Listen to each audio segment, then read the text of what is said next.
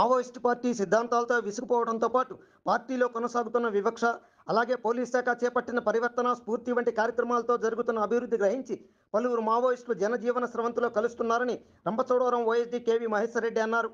కాగా అల్లూరు సీతారామరాజు జిల్లా ఎస్పీ ఎదుట లొంగిపోయిన CPI Maoist party Kistaram area committee Kistaram LOS deputy commander Madivi ఊరాల్ని శనివారం ఎటపాక పోలీస్ స్టేషన్లో మీడియా ముందు ప్రవేశపెట్టి వివరాలు వెల్లడించారు.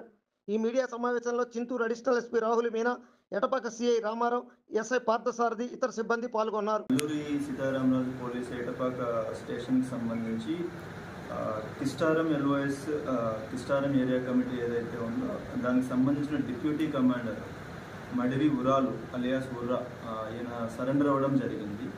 సో ఈయన సొంత విలేజ్ వచ్చి మనకి Sagler village Kistaram police station limits, Sukma district, Chhattisgarh. ఈయన 2001లో అప్పటి ఎల్మగొండ ఎల్ఓఎస్ ఏదైతే ఉందో దాని కమాండర్ గారు సావిత్రి గారు ఎవరైతే ఉన్నారో వారి ప్రోద్బలంతో పార్టీలో సిఎన్ఎం టీంలో జాయిన్ అవ్వడం జరిగింది, చైతన్య నాట్య మండలి టీంలో. అక్కడ 2004లో తర్వాత మిలిషియా కమాండర్గా ఆ సాగ్లేర్ ఆర్పీసీ ఏదైతే ఉందో దానికి మిలిషియా కమాండర్గా ఆయన అప్గ్రేడ్ చేయడం జరిగింది.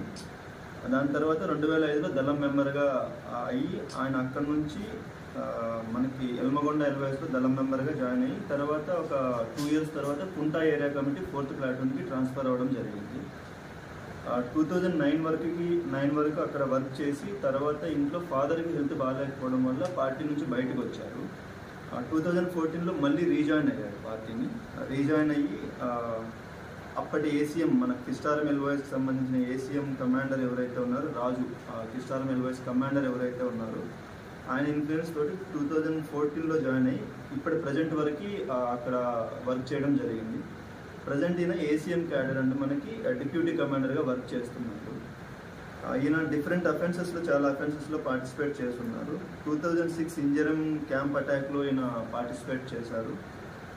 2006లోనే మనకి సల్వాజుడుకి సంబంధించిన 2 పర్సన్స్ని మర్డర్ చేసిన ఈ దర్భగూడ విలేజ్ ఏదైతే ఉందో ఆ డబుల్ మర్డర్లో కూడా ఉన్నారు.